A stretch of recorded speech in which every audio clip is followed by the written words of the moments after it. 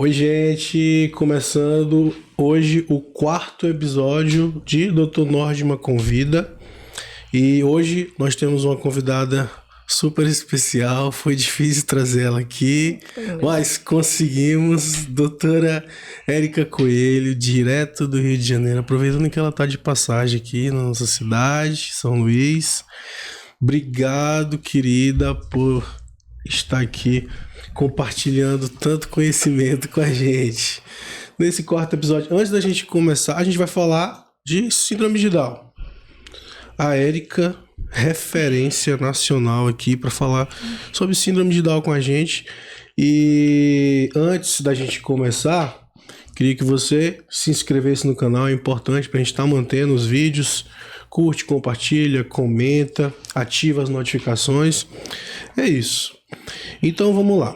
Antes da gente entrar especificamente no tema, primeiro, quem é a doutora Érica Coelho? Quem é você, doutora Érica Coelho? A sua formação, como você chegou até aqui? Quem acompanha o seu trabalho sabe que você não só como profissional, mas um ser humano exemplar, maravilhoso. Todos os pacientes te amam. E eu quero saber toda essa trajetória que fez você, como foi que você chegou até aqui. Doutora Érica Coelho, referência nacional, para a gente falar de síndrome de Down. Com a palavra, você, querida. Eu sou pediatra, né? Sou intensivista pediátrica de formação. E eu já era pediatra antes de ser mãe atípica, antes de ser mãe do Theo. E eu me tornei Érica Coelho, que todo mundo conhece, depois que meu filho nasceu, né? Meu filho nasceu com síndrome de Down. E a real necessidade da busca, do desespero pelo conhecimento, da gente ficar... todo profissional de saúde, se por um acaso alguém da sua família tem alguma demanda específica, você automaticamente, mesmo que não seja a sua especialidade, você passa a estudar aquilo. E essa busca incessante por conhecimento e as demandas do Theo específicas é que me fizeram procurar mais e mais conhecimento. Eu comecei a atender muito despropositadamente os meninos. Você trabalhava em UTI, né? Sim, eu trabalhei muitos anos em UTI. E aí eu falei, bem, vamos começar a atender e vamos deixar a síndrome de Down me ensinar, né? Tem aquela música Deixa a Vida Me Levar, deixa a síndrome de Down me levar. E a gente... eu me tornei no que a síndrome de Down quis que eu me tornasse, né? Então, assim, a gente foi trabalhando, foi crescendo, foi atendendo especificamente as demandas dos meninos, estudando cada vez mais. A dedicação, ela é exclusiva. Hoje eu só atendo pessoas com síndrome de Down, né? Eu tenho aproximadamente 1.300 pacientes regulares. Então, com certeza, além do conhecimento, claro, científico, teórico que você também tem a curva prática, né? O tanto de pacientes, tanto de pessoas com síndrome de Down que você atende no Brasil todo. Roda o Brasil todo. E aí vai, então assim, você consegue ver... O objetivo também era esse, né? Porque já que estávamos... trabalhando com um assunto onde não há grandes protocolos, a gente recebe um filho com deficiência e a gente nos dito, vai lá para casa e tá tudo bem. Vai lá e se tiver algumas demandas de má formação, você sai cheio de medo, mas até então você não tem nada além disso. E aí, até por conta disso, que eu saí literalmente desesperada. A gente é da área da saúde, eu já era intensivista pediátrica, eu achava que já sabia muita coisa de pediatria. E quando você começa a ver que seu menino não está encaixando nos protocolos que você aprendeu, que você acha que sabe, você começa a ficar insegura. Então foi isso que me levou a buscar que a síndrome de Down me ensinasse. Então a gente hoje, existe muita polêmica em não usar mais o termo síndrome de Down. Vocês vão ver, às vezes eu falando síndrome de Down, às vezes eu falando T21, como a gente está com trissomia do 21, né? Que a síndrome são 3 cromossomos 21. Não falar mais síndrome de Down? É. Falar agora trissomia do 21. Então existe toda uma tendência, né, Mas social. isso aí vai Mudando aos poucos. Eu também não tenho Exatamente. Por que não se usa mais síndrome de Down? Porque, né, as famílias têm uma tendência a não querer usar. Porque existe junto com o nome Down, tem-se a impressão de que é Down para baixo, né? Que tem alguma coisa a ver com diminuição da pessoa. Na verdade, Down, só entrando na história... É uma pessoa, né? Exatamente. É o John Landau que descobriu a síndrome. Então, não tem absolutamente nada a ver.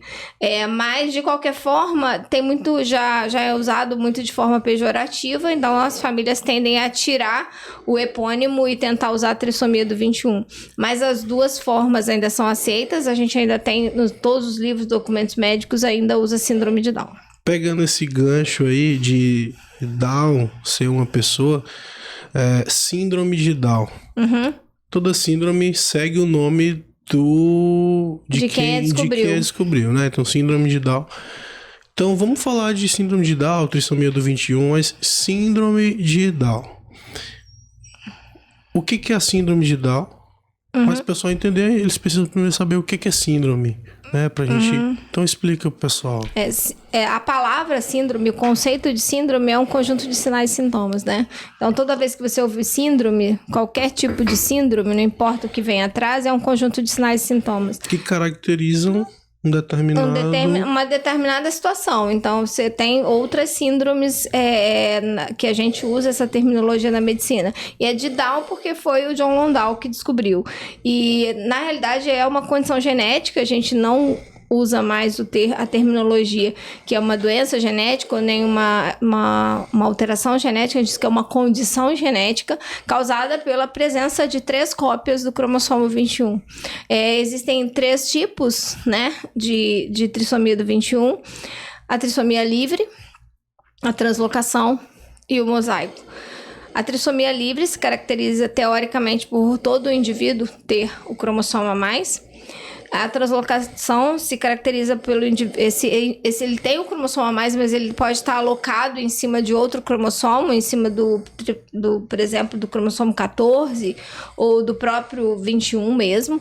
E a gente tem um mosaico onde só parte do indivíduo, nos iniciais folhetos embrionários, um folheto embrionário pegou ali a trissomia e tudo que partir daquele folheto embrionário vai ter. No caso, o mosaico é um fator de risco para quem é mosaico, é fator de risco para ter um filho com trissomia do 21, por exemplo. Então, sim, mas na realidade, sobre as possibilidades dessa síndrome se passar ou não, existe ainda muito pouco estudo, entendeu? Porque, primeiro que essas pessoas... De uma forma geral, as pessoas com T21, a gente não tem muito estudo do quanto elas se tiveram filhos, do quanto houve reprodução. Ou, por exemplo, existem vários documentos dizendo, se você jogar as pesquisas, você vai dizer, os homens são estéreis. A gente não sabe, a gente não tem trabalho novo. Trabalho novo a gente não tem, a gente tem coisa muito antiga. Mas, por exemplo, a gente não tem um estudo novo fazendo espermograma desses indivíduos para ter certeza se eles são estéreis ou não. E outra coisa que a gente não sabe o quanto dessas mulheres realmente têm viabilidade ou não tem esse óvulo. Então, assim, essas informações muito precisas a gente ainda não tem. A gente iniciou falando da parte genética, né? Para o pessoal entender o todo, mas então o que caracteriza a síndrome de Down, né? A trissomia do 21? Para a gente fazer o diagnóstico, o que caracteriza, né, o pilar aí da síndrome de Down? Então, as alterações fenotípicas, né? Isso, o que caracteriza? Na realidade,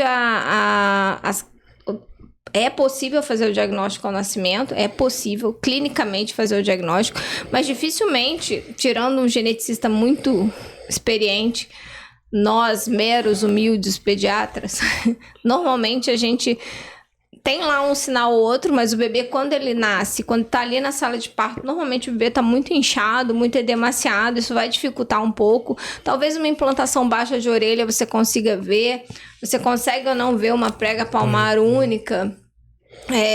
Se você pega um indivíduo que logo faz uma cianose, você tem ali uma suspeita de cardiopatia também, uma suspeita, né, importante, mas visualmente, clinicamente, o bebê que acaba de nascer redemaciado, ele pode te enganar. Então, assim, isso inclusive é uma grande revolta das mães, né? Aí como é que esse diagnóstico ele é feito, então, assim, No cariótipo. na prática... No cariótipo. É no cariótipo. Suspeitou, pede o cariótipo, Suspeitou. né? E isso a gente brinca que o cariótipo normalmente demora 42 dias, em alguns lugares agora, tipo, nos grandes centros, 15, 20 dias. Mas, de fato, a gente brinca que não são 15 dias, que são 15 anos, né? Que a gente fica 15 anos esperando o cariótipo. As alterações fenotípicas, elas ficam mais evidentes a partir de que idade, assim? Na realidade, assim, esse bebê que nasce, ele vai desinchando. Lá pro terceiro, quarto dia, já fica mais evidente, já é muito mais fácil. É muito comum que o colega que te rende, que vai dar alta, ele já consegue ver muito melhor e ele já suspeita muito melhor. E aí meio que parece que você não queria dar o diagnóstico, mas na realidade é porque não... Só cita pro pessoal aí quais são as alterações que a gente observa clinicamente. A fenda palpebral oblíqua, que é a característica mais, né, mais que eu acho a mais difícil de ver no bebê, porque o bebê todos é bem inchadinho. Você pode ter aqui um pouco mais grosso aqui atrás, né, um acúmulo de gordura nessa região do pescoço. A prega palmar, a hipotonia, né, que é a orelha, né, a implantação baixa da orelha, hérnia umbilical, é bem comum, né? A hipotonia também, esse bebê ali, ele vai estar... já no nascimento, ele tá mais bem hipotônico, né? Hipotônico. E eu acho que é isso, assim, que eu estou tem alguma coisa me falhando aqui, porque a protusão da língua, ela não é... A gente não tem visto mais com tanta frequência. Entendi. A gente, antes que era uma característica, a gente não tem visto nem nas crianças mesmo. Eu considero importante que o teste do pezinho, ele tornou-se obrigatório, não tem muitos anos, né? Então, quando o teste do pezinho...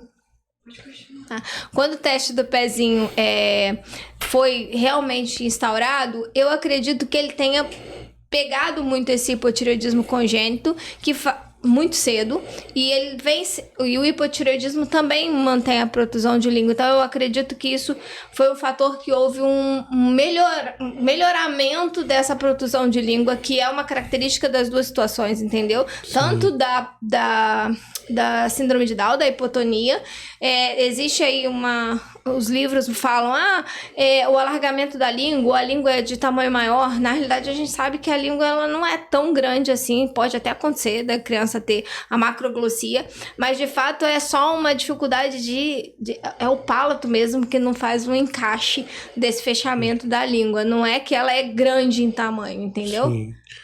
Além dessas alterações fenotípicas que a gente citou aqui, você falou da dificuldade já do recém-nascido por conta do edema, do inchaço, né? Aí tem, eu falando como ortopedista, né, as alterações também do sistema musculoesquelético. O paciente que tem a trissomia do 21, ele vai ter a fraqueza, a hipotonia, a frouxidão ligamentar generalizada, né? E também uma outra coisa seria a deficiência intelectual. Que até estava falando aqui em off, assim, a síndrome de Down a gente não classifica, não tem classificação. Não tem grau. Tem a trissomia do 21. Mas a deficiência intelectual tem os graus, né? Sim. Mas isso não quer dizer que esse paciente ele tenha um prognóstico para uma determinada atividade. Não. Ele não vai fazer isso, ele não vai... Assim como uma pessoa que não tem síndrome de Down, né, como eu, como você, todos nós temos a predisposição a desenvolver elaborar atividades mais especificamente para uma área, ou para outra área. Por exemplo, eu toco violão, você tem dificuldade de tocar violão, mas você sabe fazer outra coisa que eu não sei, né? Falar, sei lá, outras línguas, enfim. A mesma coisa acontece também com o indivíduo com T21. É individualizado, né? Cada um tem o seu potencial. Sim. E na realidade, assim, não dá para dar prognóstico. Não dá para dar prognóstico cognitivo. E isso é uma demanda dos pais, né? Os pais vêm, assim, a primeira pergunta é essa. O sonho dos pais é que a gente diga, ele vai falar com quanto tempo, ele vai andar com quanto tempo, ele vai... Como de fato, nem os prognósticos motores, nem os marcos do neurodesenvolvimento, a gente pode trabalhar para estimular, mas a gente sabe que, de fato, é muito individual. E é óbvio que é individual, porque eu sempre digo o seguinte, que até o cromossomo a mais, né, que tá ali, ele não veio de um planeta onde ficam jogando o cromossomo 21, né? Ele veio da família. Então, as predisposições da família, essa família é uma família que tem predisposições específicas, esportivas, musicais, isso é geneticamente determinado. Então, obviamente, que é isso que vai ser passado nesse cromossomo 21. Não vai ser passado... o meu filho parece comigo e com o pai dele. Ele não parece com outra pessoa com T21, entendeu? Não é porque ele tem a prega palmar, não é porque ele tem a fenda palpebral oblíqua que ele vai ser da família de todo mundo que tem síndrome de Down. Ele não é igual. Ele é igual à minha família. Então, as predisposições genéticas, inclusive de doenças, de comorbidades autoimunes, são as que tem na minha família. Então, Sim. Isso é que é importante. Então, se eu, por exemplo, meu marido é diabético tipo 1, o que você acha que eu tenho que preocupar com diabetes tipo 1? Entendeu? Então, aí é que tá o grande senão. A gente vai estimular precocemente, até porque a gente entende que a gente estimula precoce para que esse indivíduo... Isso é outro problemão, né? As predisposições não tem nada a ver com a síndrome de Down em si, né? É isso que o pessoal tem que esquecer. É isso aí. É com a família, a herança familiar. Exato. Tanto para coisa boa como para coisas não tão boas. E aí também é o seguinte, óbvio que existem comorbidades mais frequentes, tá? Claro, quem tem trissomia 21 tem uma predisposição maior a ter algum tipo de comorbidade. Aí, já puxou o gancho, eu quero que você fale.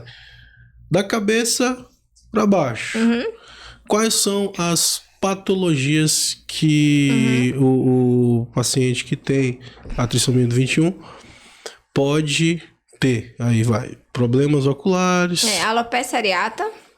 Vai falando. Né? No cabelo, as doenças de couro cabeludo, dermatológicas, como todos os tipos de seborreia, a alopecia areata é mais comum, descendo os problemas auditivos até por conta de tamanho de conduto, mas também por otites de repetição, sinusites, né? As ites da vida, por conta da conformação e da própria... anatomia dessa face. Peraí, corta aí rapidão. Para essa parte aí. Parou? Então, assim, como você me perguntou, as comorbidades mais comuns começando da cabeça, né? Começando de cima para baixo.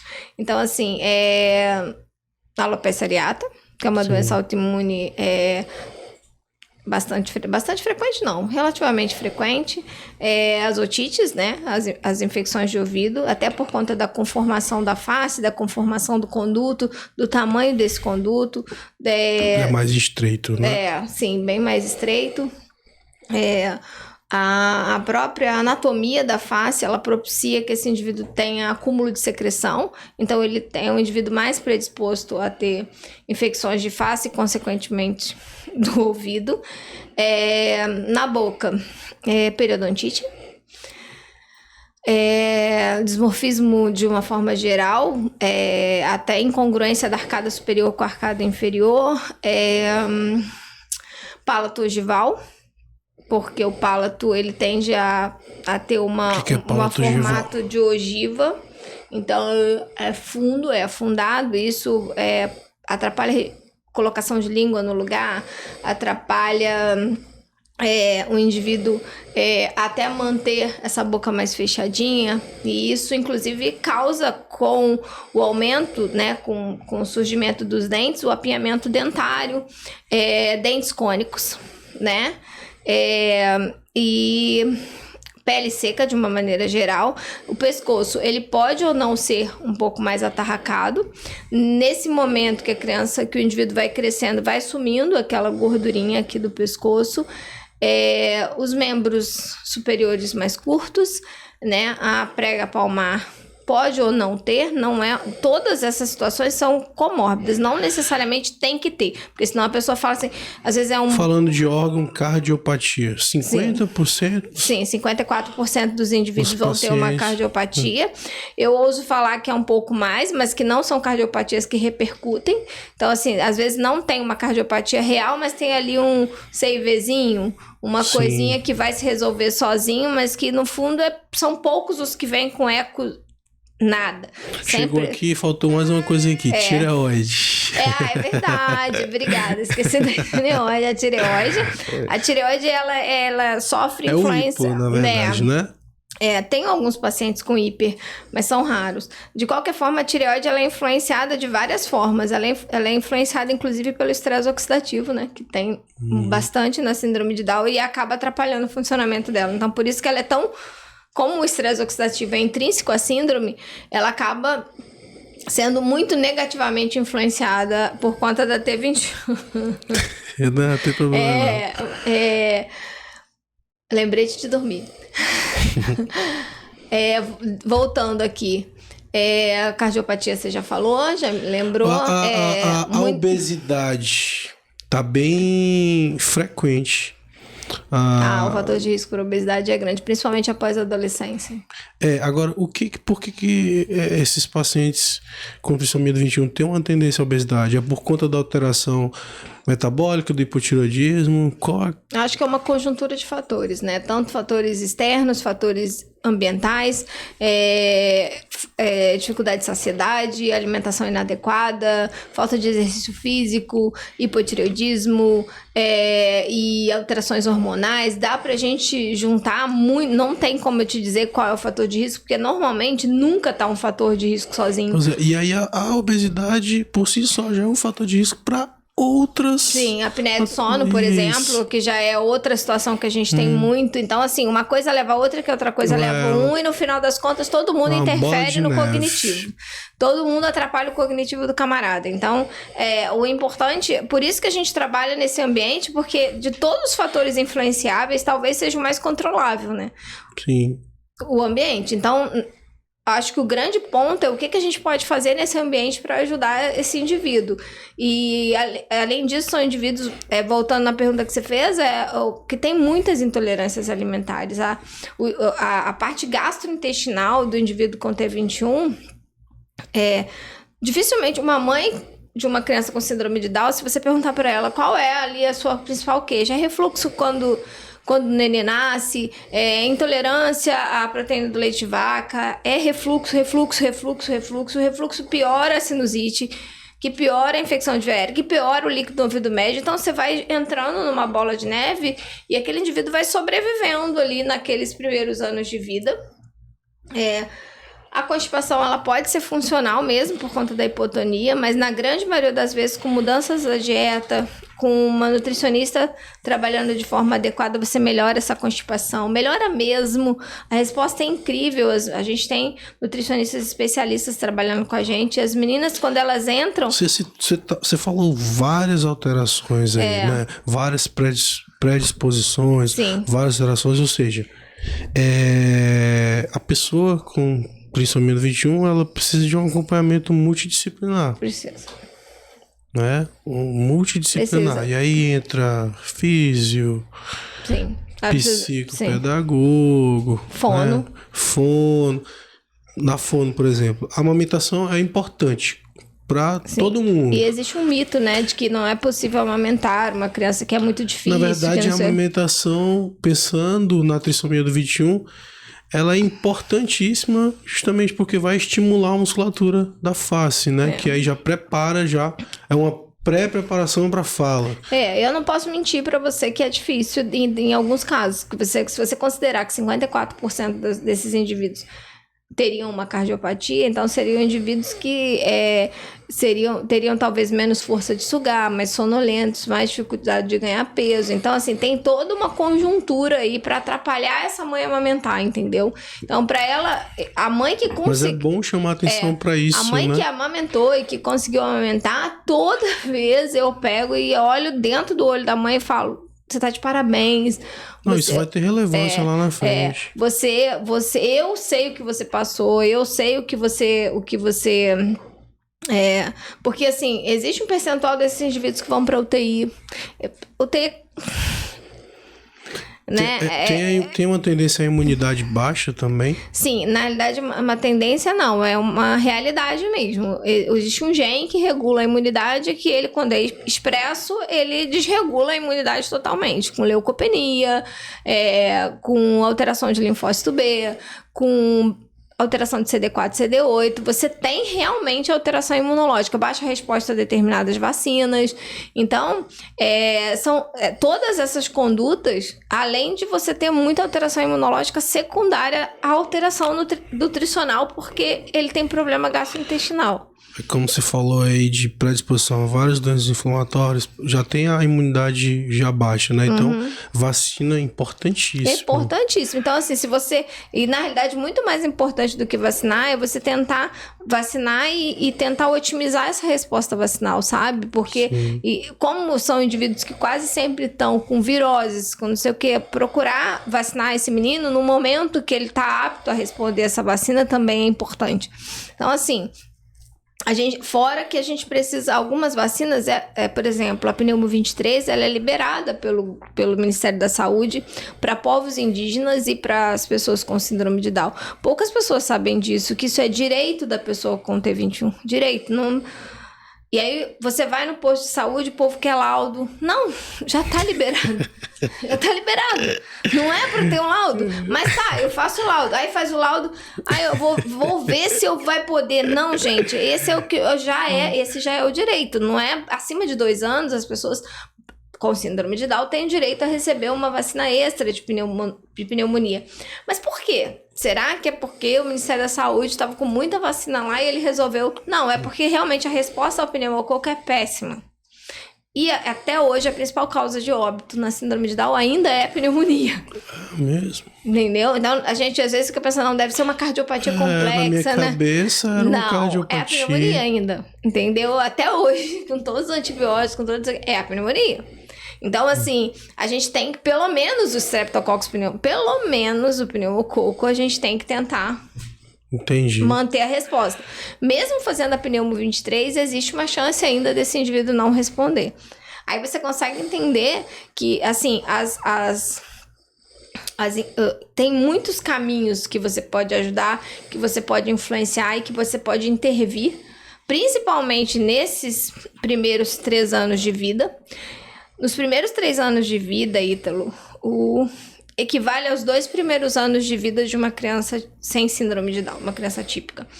E o cérebro dessa criança chega a 80% de mielinização. Então, o que acontece nesses 3 primeiros anos, inevitavelmente, vai influenciar em quem vai ser esse indivíduo cognitivamente no futuro, já que estruturalmente esse cérebro está quase 80% mielinizado. Dos 3 aos 7 anos, temos mais 20% de mielinização. Então, eu sempre brinco, se tem alguma coisa pra gente fazer, a gente precisa fazer nesses 3 primeiros anos de vida. Ah, tá, então depois não adianta fazer mais nada. Claro que adianta. Mas não vai ser com a mesma resposta da intervenção. E esse desenvolvimento que varia, né, de indivíduo para indivíduo, na verdade, você mesmo falou que o que a gente pode fazer é mudar o externo, o ambiente. Então, nessa fase, assim, com isso, o que eu vejo, o mais importante é estímulo. Sim, a gente trabalha com uma terapias.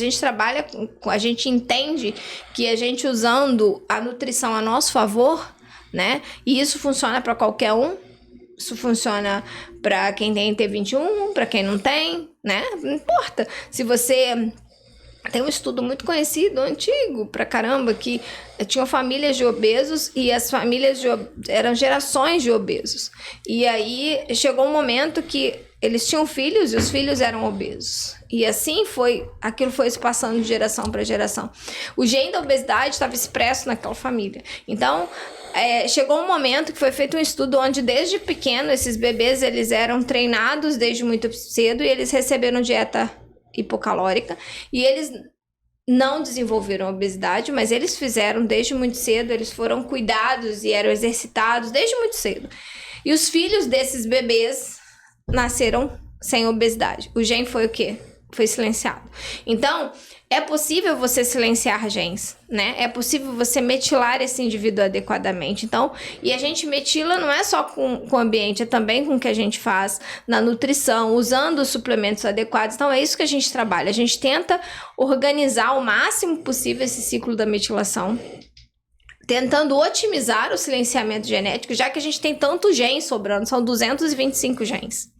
Né? Às vezes fala, é só um cromossomo a mais, né? Eu fico até com raiva dessa frase, porque na realidade não é um cromossomo a mais, é um cromossomo que tem 225 genes. Então, assim, você tem várias situações. E assim, é um cromossomo a mais em cada célula, né? Então, tanto de célula a gente. E tem um monte de síndrome, um monte de situações patológicas que acontecem por causa de deleção de um gene ou de um gene a mais. E a gente tem 225, então as situações, as possibilidades são infinitas de comórbidas ali, aquele indivíduo.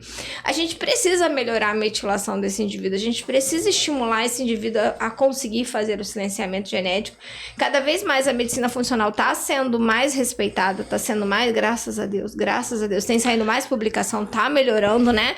Então a gente espera que a gente cada vez mais tenha mais subsídio, mais suporte para poder otimizar a metilação desse indivíduo e a gente favorecer o neurodesenvolvimento dele. Você tem suplementado... Sim, há 7 anos. A partir de que idade? Desde que nasceu. Desde que nasceu? Na verdade, desde que tá gestante. Começa na gestação a suplementação? Sim. Ah, interessante. Então, assim, o objetivo é... E assim, várias... Sim, são várias substâncias e assim, existe um protocolo. Outra coisa que... mas a gente tá publicado lá que, de uma forma geral, as pessoas com T21 têm deficiência de zinco. Ninguém dosa zinco, né? Nem o básico do básico que já tá publicado. De uma forma geral, nossos colegas sabem, sabe? Então, assim, a gente... percebe que você pega um menino, como a gente pegou hoje, o menino tá com as plantas, com as palmas e plantas grossos, como se fosse uma xerostomia palmar e plantar. Isso está, inclusive, descrito nos nossos livros como sendo uma característica da T21.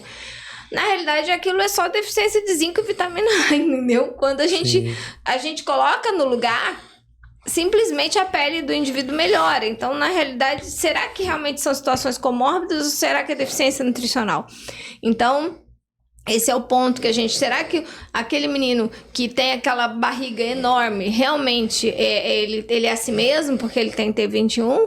Ou será que ele tá lá com constipação e com fecalomas e com... de semanas, entendeu? Será que aquela criança que tem alteração de comportamento e que é uma criança que não senta e que não consegue se adequar às situações da escola, ele realmente não consegue?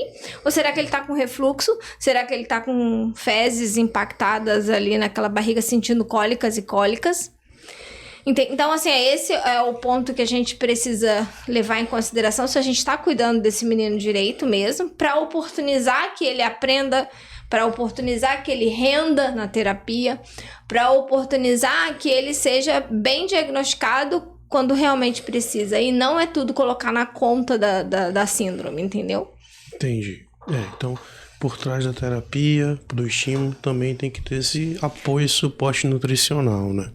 Exatamente, assim para todo mundo, né? Imagina se então é só estimular que vai dar certo. Imagina você ir pra academia e não comer direito. Com refluxo. Com refluxo. É a mesma coisa. É exatamente o que acontece colocando os meninos pra fazer.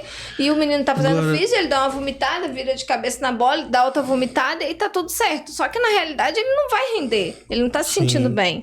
A gente fala muito dos fatores de risco. Pra nascer uma pessoa com síndrome de Down. Idade materna, isso já... né? Acima dos 35 anos, a chance é maior. E isso vai aumentando a cada idade. Exponencialmente, conforme a mãe vai ficando mais velha. Existem outros fatores de risco? Sim, hoje a gente já sabe que a idade paterna também é. Idade paterna? Sim. Tem um percentual, tem alguns trabalhos, bem idoso, acima de 50 anos, a gente já tem. a metilação, os erros de metilação, que são essas deficiências essas dificuldades de ativar o ácido fólico e metilfolato A fertilização... Cara, a fertilização in vitro tem sim alguma coisa publicada, mas eles ainda não têm. Tem sim alguma coisa publicada. Tem as deficiências das vitaminas do complexo B, que são as mutações do MTHFR, que é a metilfolato redutase, que é a enzima que ativa o ácido fólico e metilfolato. Então, se a pessoa, teoricamente, ela tem essa enzima hipofuncional, ela vai ter mais dificuldade de ativar o ácido fólico e metilfolato e, consequentemente, isso pode induzir a dificuldades maiores na hora de puxar, né, na hora de fazer a divisão celular, e ela pode ali puxar um cromossomo a mais.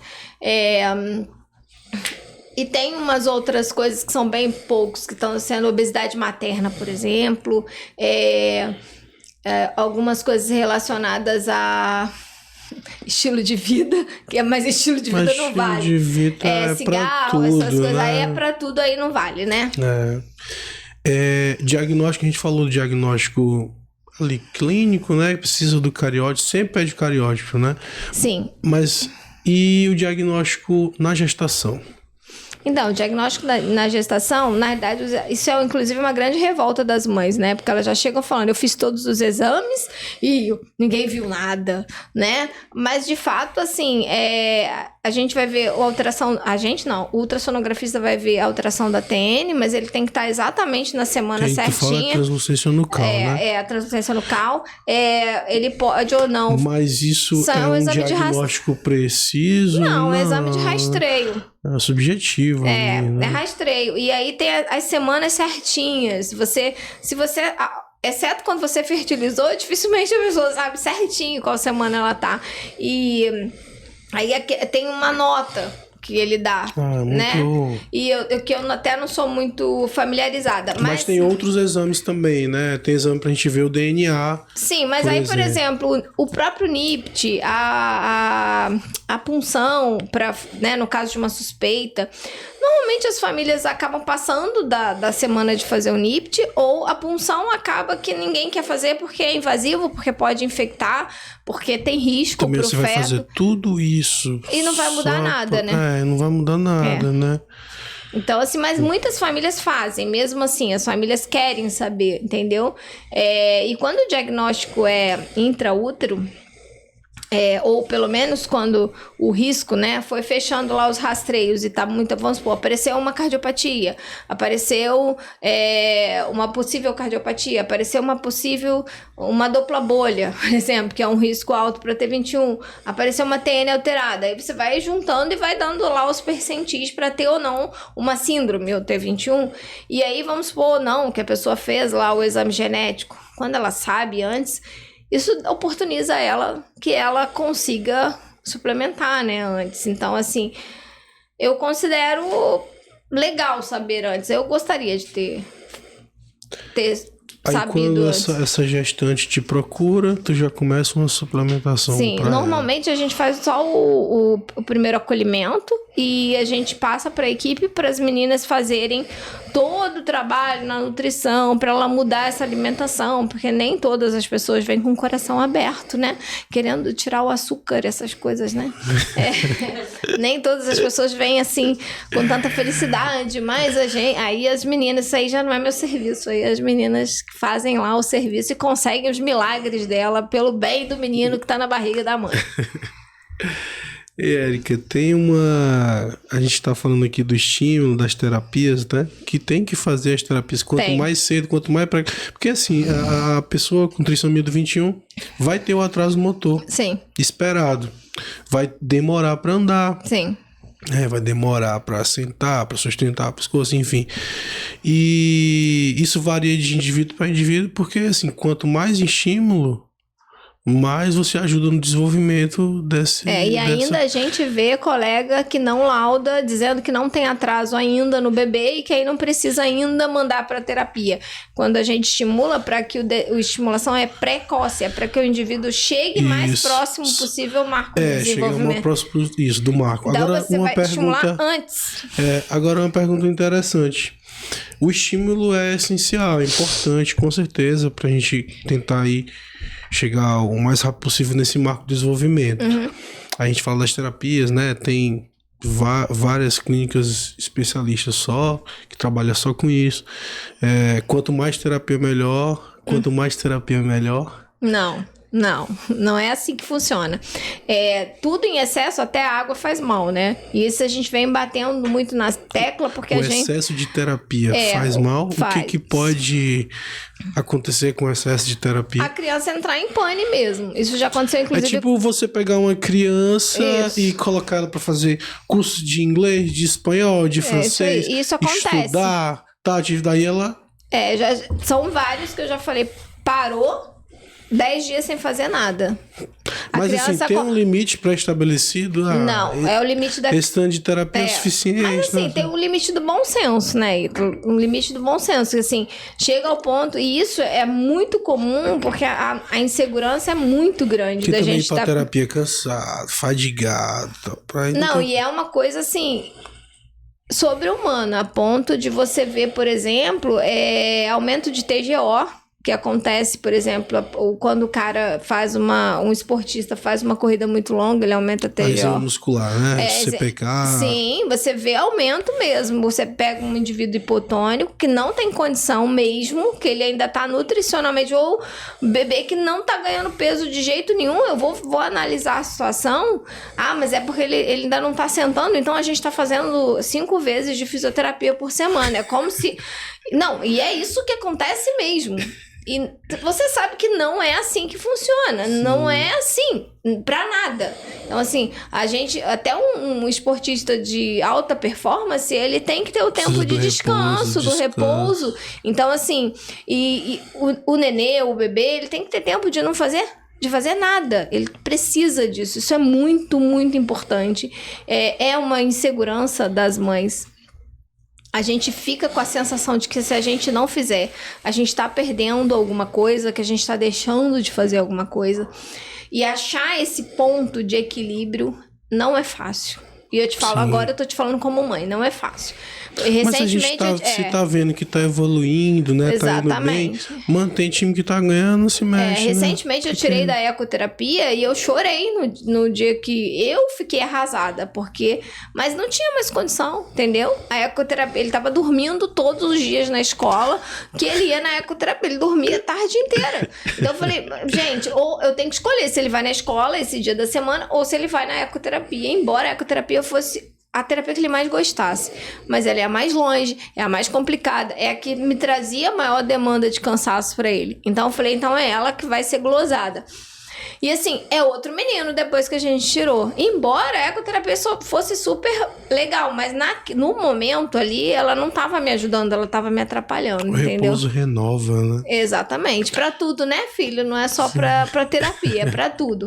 Então, assim, você perguntou qual é o ponto você tá vendo que você isso entra... é individualizado também. Mas assim, entrou numa, chora os 40 minutos. Entrou na outra, chora os 40 minutos.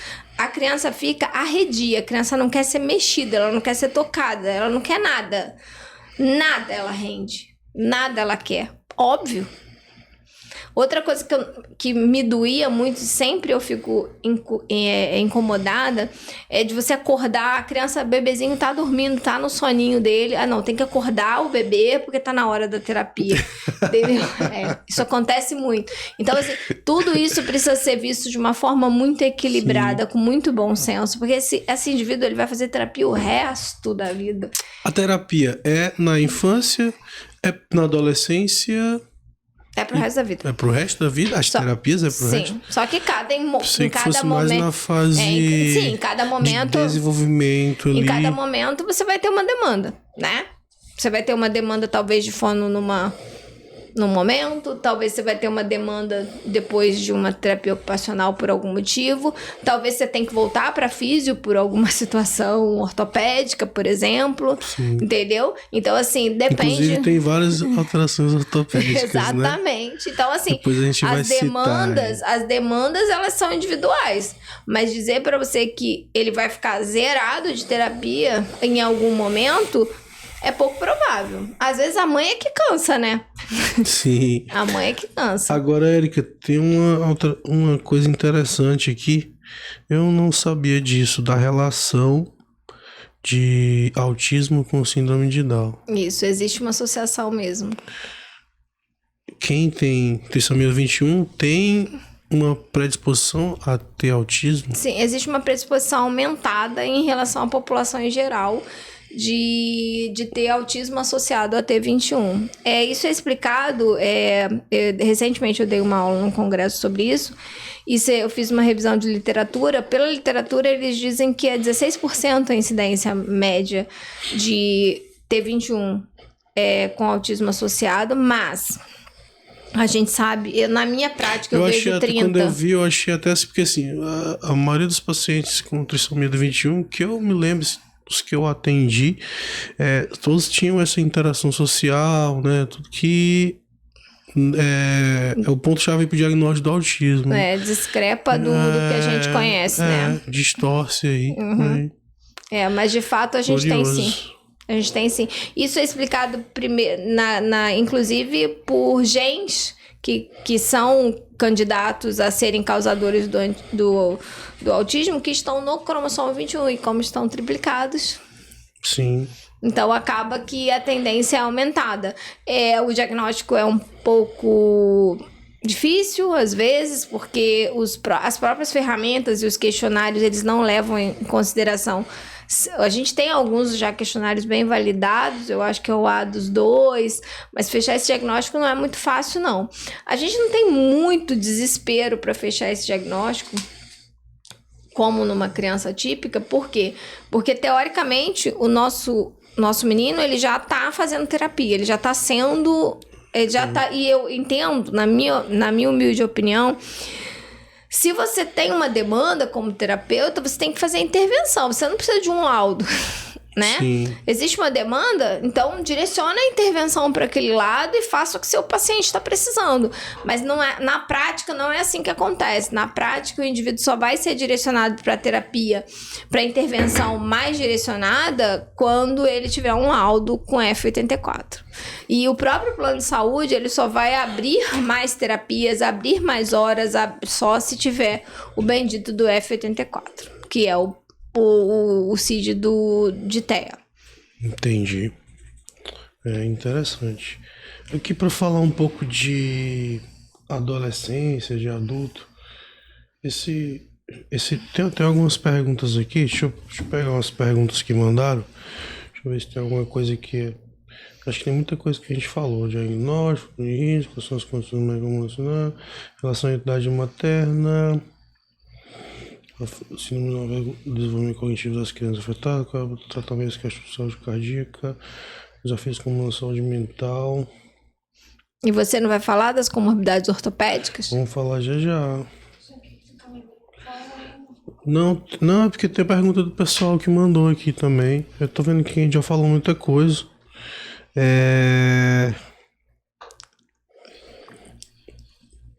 Vamos falar das alterações ortopédicas. Aí você fala. Não. Vamos falar um pouco. Tá querendo jogar a demanda pra você, sabe melhor do que eu. Jogando pra prática, né? Uhum. Assim, alteração ortopédica, claro, paciente com síndrome de Down,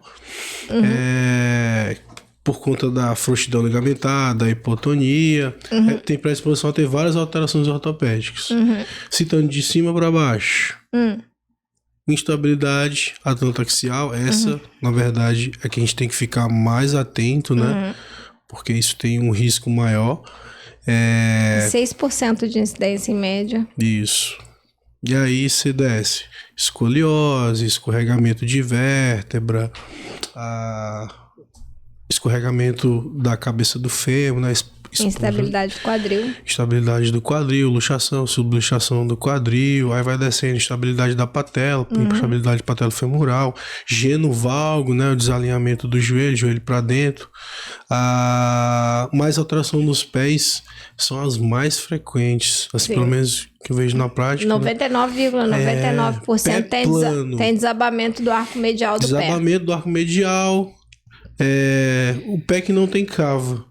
bem 9,99%. Então vai ter vai ter esse desabamento, vai ter essa pisada pronada, que pode ser prejudicial.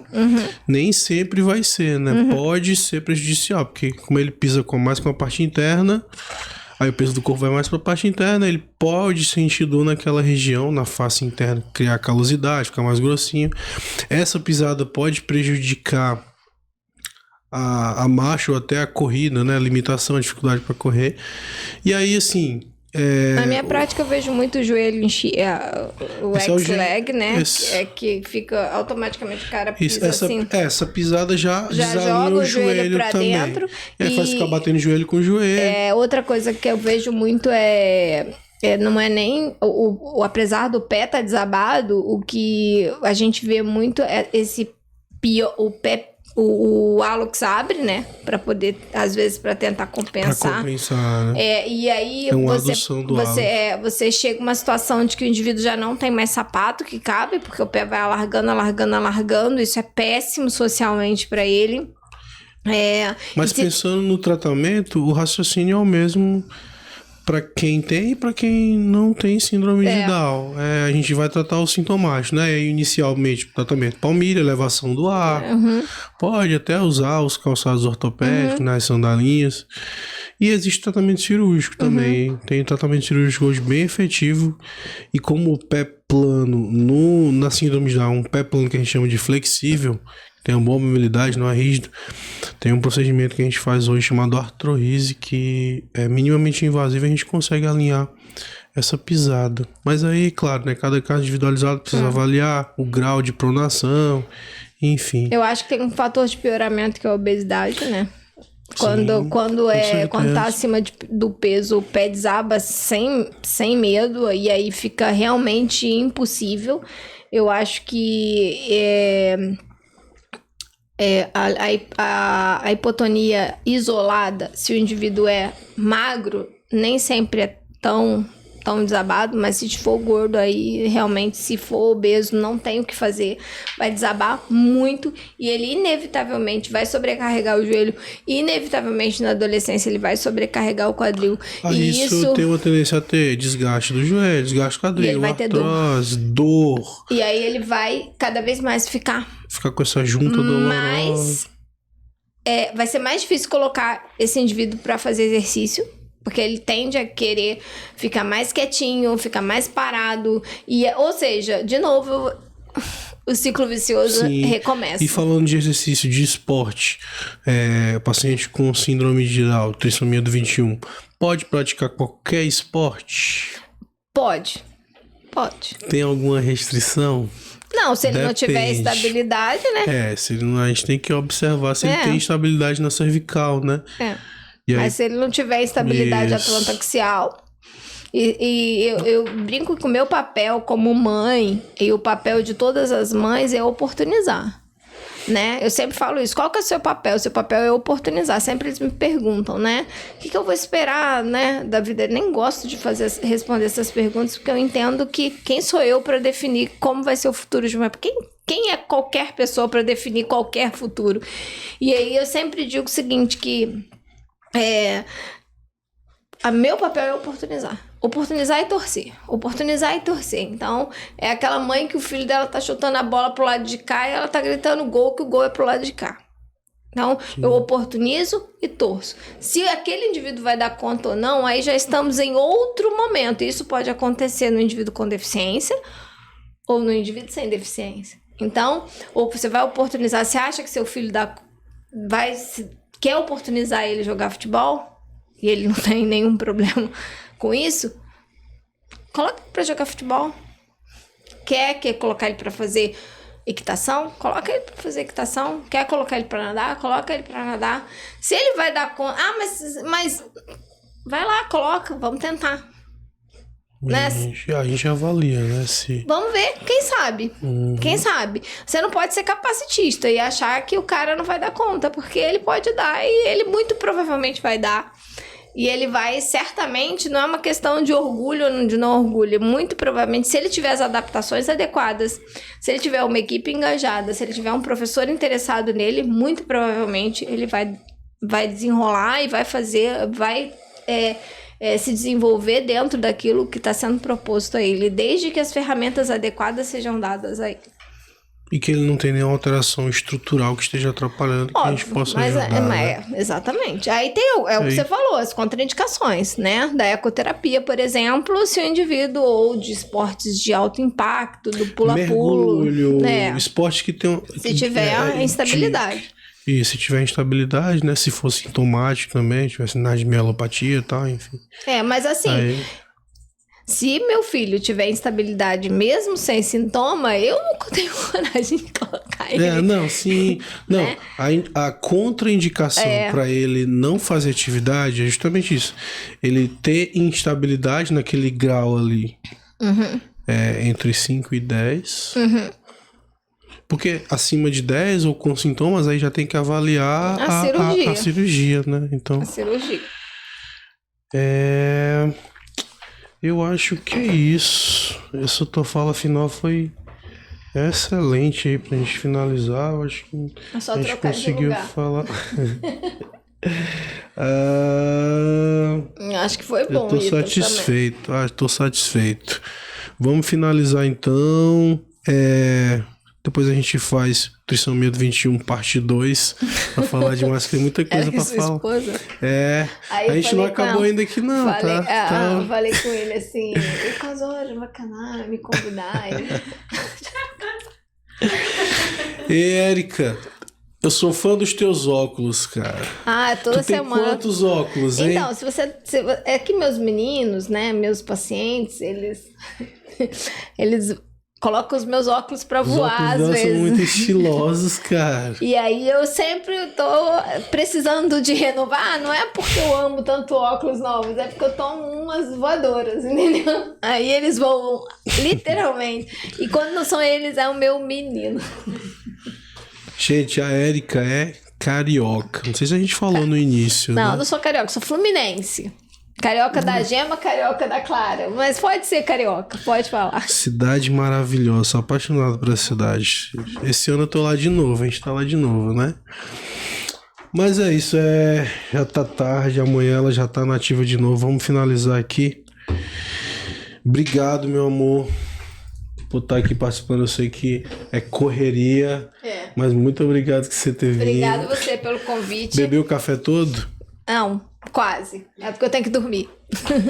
Dá um olha para aquela câmera ali e fala, pessoal, dá uma última palavra para esse pai, para essa mãe, sei lá, que recebeu o diagnóstico agora. A gente sabe que tem muita expectativa, né, em cima, pra gente finalizar esse podcast.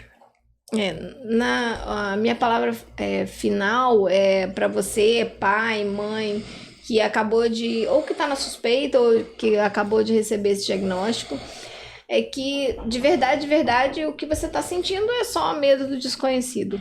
E conforme você vai se empoderando, até pegando as informações que a gente passou aqui hoje, automaticamente esse medo vai se esvaindo e a tendência é que, de uma forma geral, você vai se empoderando e entendendo que aquele indivíduo que você está recebendo é seu filho, mais nada.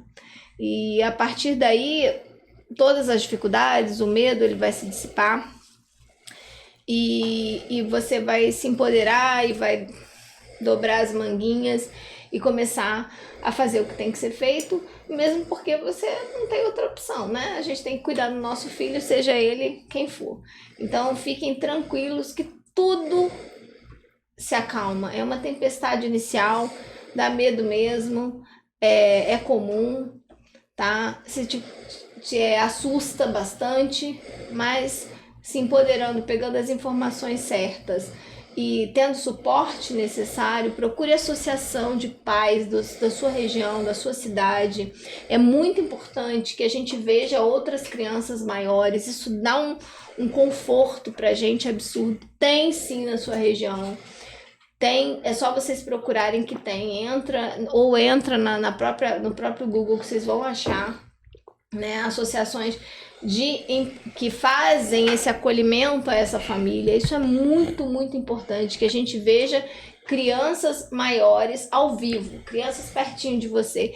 Isso vai te dar um quentinho no coração e vai te ajudar a você se empoderar para você seguir em frente, viu? E se precisar da gente, estamos aí. Só chamar, né? Juntar o grupo de mães. E a gente atende online também, rapaz. Ah, é? Verdade. Né? Atende online também. Aí procura lá, gente. Procura ela lá no Instagram. @ doutora Érica Coelho. É fácil de achar. Bem facinho, essa moça aí dos óculos estilosos.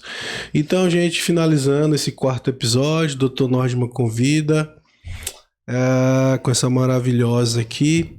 E só mais uma vez lembrando, se inscreve no canal, é muito importante, curte, compartilha, comenta, sugestão. A gente está aqui para escutar, compartilhar conhecimento. E é isso.